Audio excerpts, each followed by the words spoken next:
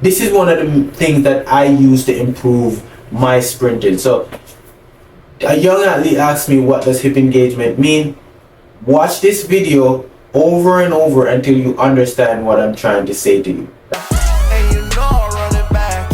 I want all the noise on the track, running laps, yeah. Like I'm Rod Troy, I'm living fast, switching lanes. If you're new to the channel, remember to like and subscribe. And guys, remember, I offer online training programs. So if you guys are looking to train with me online, go to my Instagram, type in Lifestyle Athletics or Rockstar Kato. Go to my Instagram and shoot me a DM and I will message you from there. Today we're taking a look at the importance of hip engagement when you're sprinting. And if you ever hear your coach says engage your hips, or you're not engaging your hips and you don't understand what they mean, today I'm gonna break it down for you as simple as I can. So let's talk about it. First thing we're gonna dive into here is hip engagement and how it relates to sprinting. So hip engagement, when it comes down to sprinting, this is what you need to think about. When you're sprinting, you're trying to engage your hip to activate the muscles and joints that are surrounding your hips, right? Think about the movement of running. I can name a few muscles. We're gonna go for hamstring, glutes, hip flexors, right? Abs. All of these surrounding muscles are what makes up the hip region, right? So let's talk about it. The first thing we're gonna look at here is the hip flexors. And one of the major things that the hip flexor does, it helps with hip flexion and extension when you are sprinting, right? Your hip flexors is the major muscle that helps you to pull your knees up towards your chest and push it back down on the ground. It also helps to stabilize you when you're running. So if you ever think about doing high knees or maintaining top speed, your hip flexors are the major muscles that help you to figure out, that helps you to do this part of sprinting or running. So let's recap. Your hip flexors are the major components of flexion and extension, right? And what flexion means is in your recovery phase of sprinting, which means when you're picking your foot up, this is what your hip flexor is doing. It's flexing and pulling your knees up towards your chest. And what this does, it helps you with speed, endurance, it helps you with the rhythm while you're running, and it's also crucial for maintaining balance. So the big first one there is flexion. The second one we're going to look at here is extension. Extension is in the propulsion phase. This is when the hip extenders, glutes and hamstrings are your hip extenders, right? This is when your glutes and hamstring are engaged to push the leg back, push you down into the ground so you could push out of the ground. This is when you punch the leg down. This is what happens when you're extending, right? So flexion, you're pulling the knee towards you. Extension, you're pushing the leg down in the ground, right? These are the two major components of what the hip is in charge of. The next thing we're going to look at here, what the hip is in charge of, is stability and control, right? Think about when you're sprinting all out and you hit top speed. You're trying to maintain that speed, right? So you're trying to maintain proper hip position. And this is where your pelvic comes in and your upper body, right? This is what sprint mechanic is all about.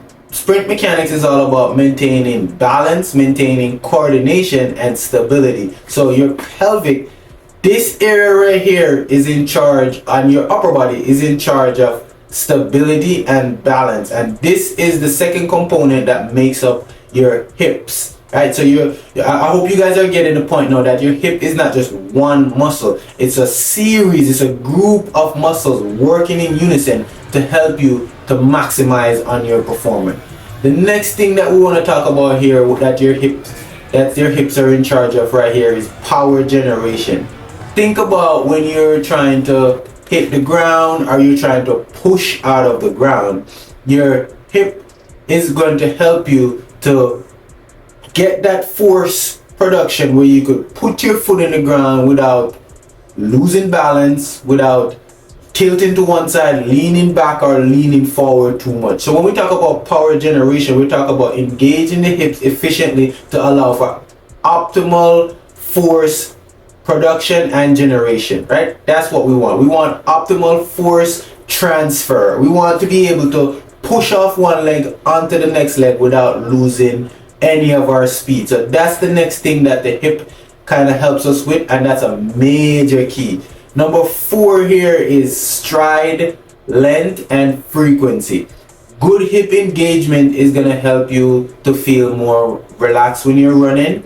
Running is going to feel more easy. Sprinting is going to feel more efficient. You're going to be able to apply more force without your body breaking down. This all has to do with stride frequency, and your stride frequency has everything to do with your balance, right?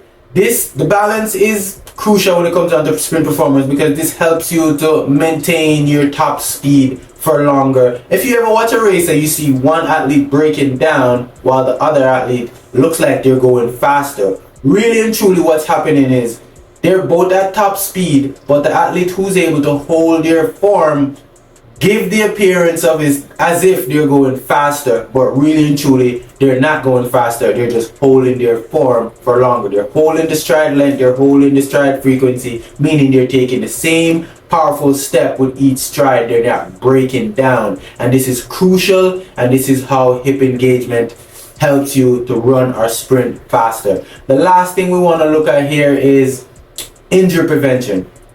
If you are engaging your hips properly, you won't be overstriding, you won't be understriding, you won't be putting too much pressure on your hamstrings, you won't be pushing too much pressure on your glutes, which means you'll be getting good engagement all around the hips, which will help you to maintain that speed for longer, right? So guys, let's conclude this, right?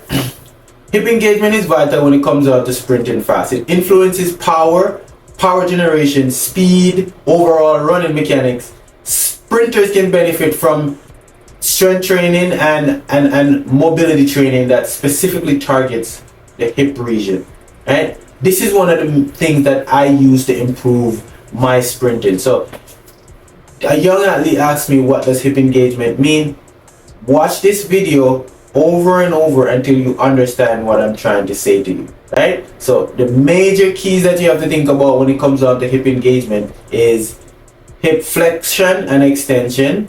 You want to think about stability and control. You want to think about power generation. You want to think about stride length and frequency. And the next thing you want to think about is injury prevention. And all of these things tie back into the importance of having a good mobility routine as a sprinter. Guys, this is how I got my performance from what I ran last year to what I ran this year. I got 2 personal bests in both my events, and all I did was improve my mobility. All I did was started taking my mobility seriously, and that's what got me the results that I want. They seem like simple things, guys, but these are the most effective things that's going to help you to run faster. So if you're a young athlete and you're looking to improve, add some mobility to your workouts to help you to recover better, to help you to increase your range of motion, and help you to sprint faster. I can do a whole series on hip engagement. If you guys want me to do a series on the